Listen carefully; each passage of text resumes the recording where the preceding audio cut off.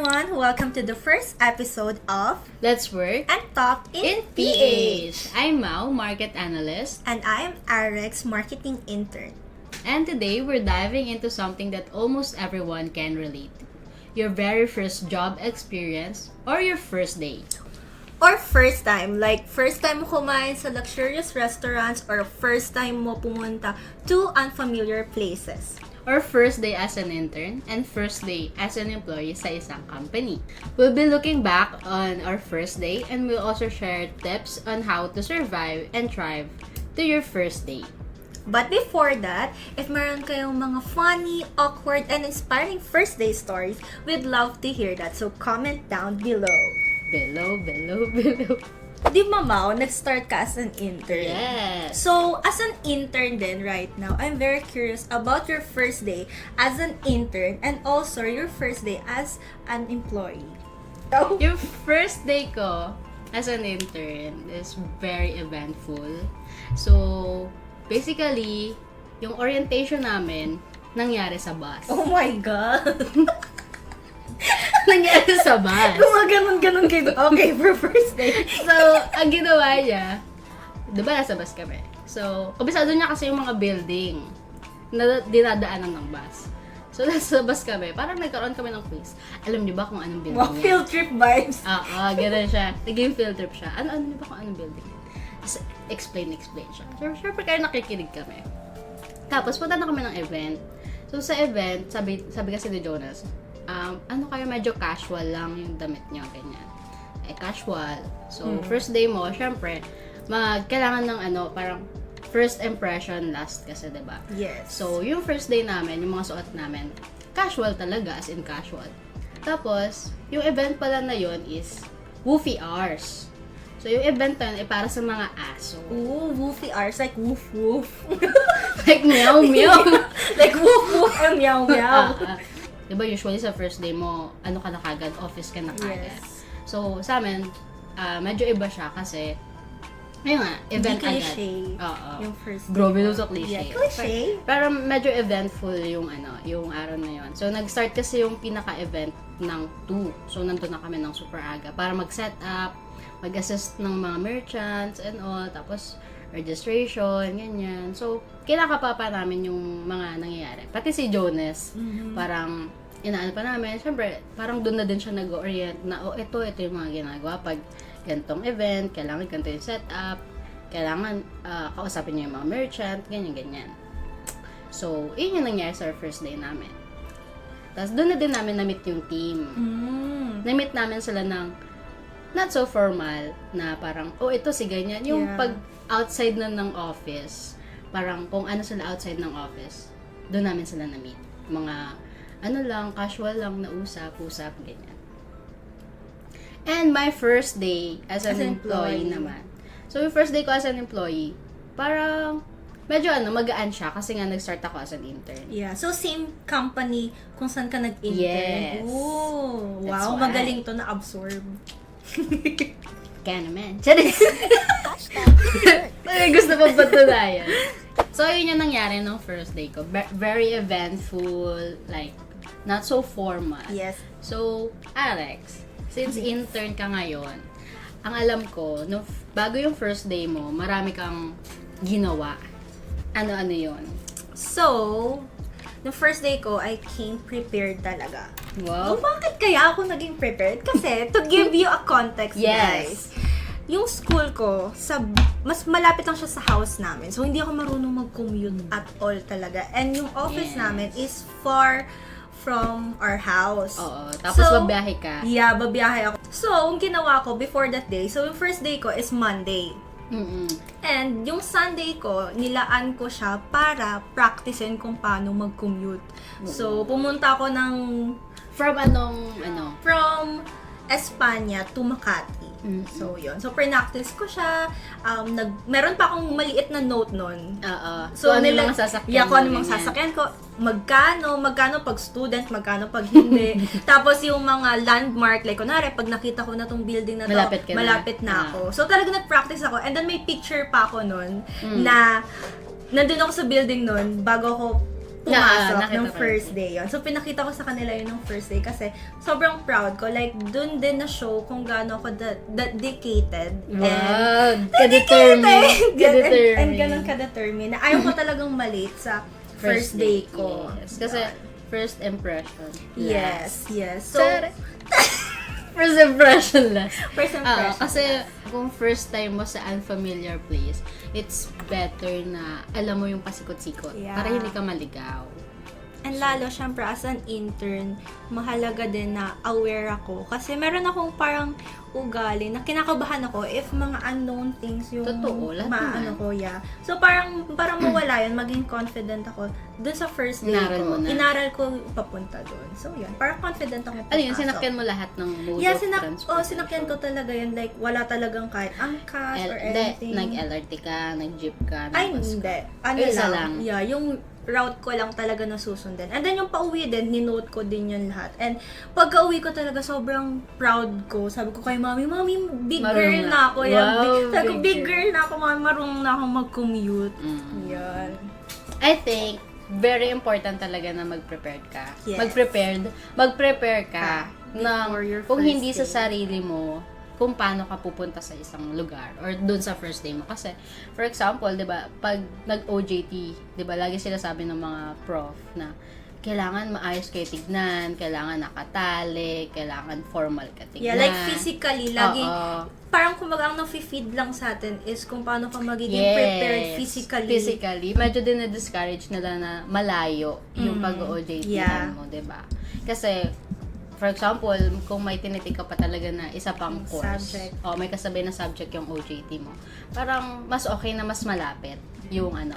Pero sa akin, since ako, Valenzuela ko umuuwi, parang ano din siya, opportunity din siya na ma-explore mo yung ibang lugar. Yes. Example, sa Makati. Makati parang nandito na lahat ng trabaho, lahat ng nagtatrabaho. Yes. Kumbaga. Yan. So, parang mas okay na alam mo kung paano ka pupunta sa isang lugar. Lalo na kung doon mo talaga gustong mag-grow yung career mo or as a person. 'Di ba? May mga Yeah. nagsasabi 'di ba na parang hindi ka mag-grow kung nasaan ka ngayon. Ganyan. So, Yes. ako, yun yung tinake ko nung intern ko na go ako sa Makati kasi feeling ko nandun yung opportunity eh. Pero, syempre, iba-iba naman tayo Yeah. ng mindset talaga. Yun nga. So, bakit pinili mo din Makati? Well, yun din tinatanong ng mga kaklase ko, mga friends ko, and especially si Mami, like, tanong niya talaga ako na bakit ko willing i-risk na sa malayo ako. Well, isa lang yung sagot doon kasi pag malapit, comfort zone ko yun na parang Yeah.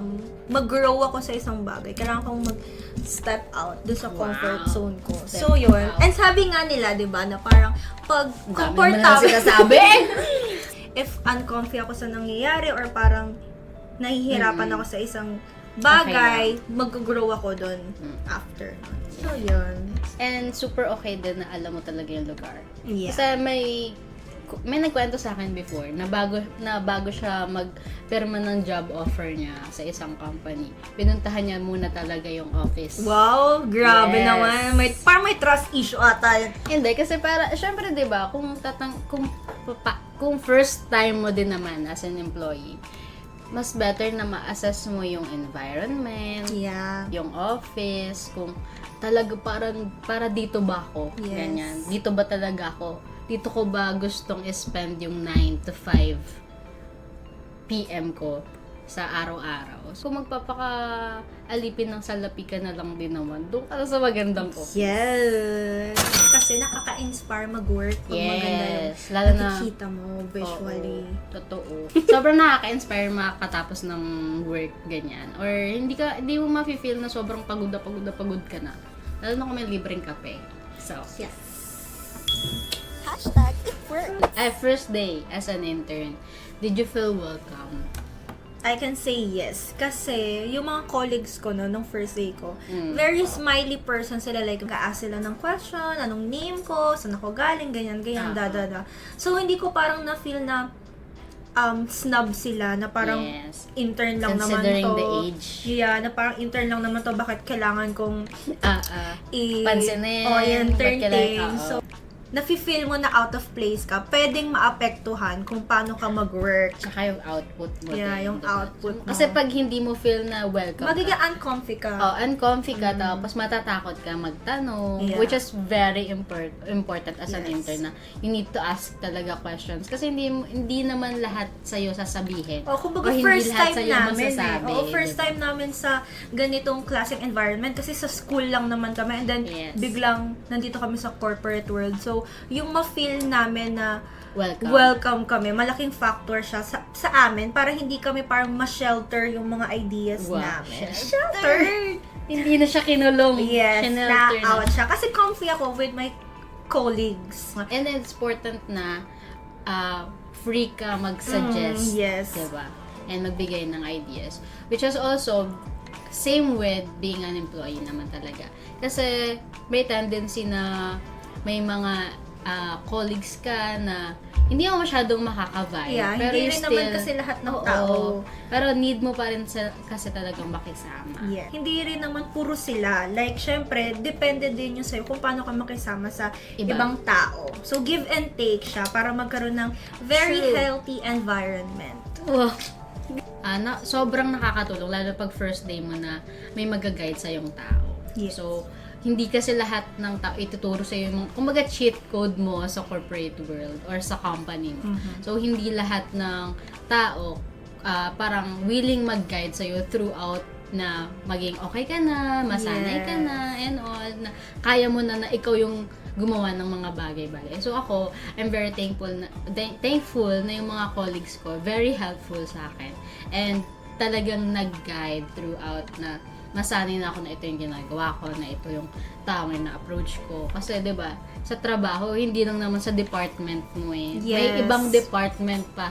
At yung mga department na yun, may iba't ibang tao na nandun na need mo din, syempre, makisalamuha. Kasi, hindi naman sa department yun lang natatapos yung mga usapan. You need connection din. Yes. Connection is a must. Wah! Sa workspace. Workspace or kahit sa labas ng workspace. Kahit yung mga guards, kahit yung mga janitor, yung mga receptionist, na may connection ka with them. Like, every Be morning, respectful din. mag-good morning ka. Or, kasi parang ibabalik mo lang kung ano yung ginagawa nila for you. And lahat din naman kasi kayo na nandun sa building na yun or nandun sa office na yun is nagwo-work para dun sa company na yun. Yeah. So, nung first day mo, anong reward mo sa sarili mo? Kasi, nag-prepare ka. So, syempre, first day mo, medyo madaming nangyayari. Yes. So, orientation and all. Ano yung reward mo after that long first day? Well, nung first day ko, yung reward ko is food talaga. Very important sa akin yung food and it really makes me happy. Kaya, after nung long day ko na yun, ang Sinundo? haba, sobrang long. Sinundo? Yes, sinundo ako ng aking boyfie and kumain kami ng dinner somewhere. Saan?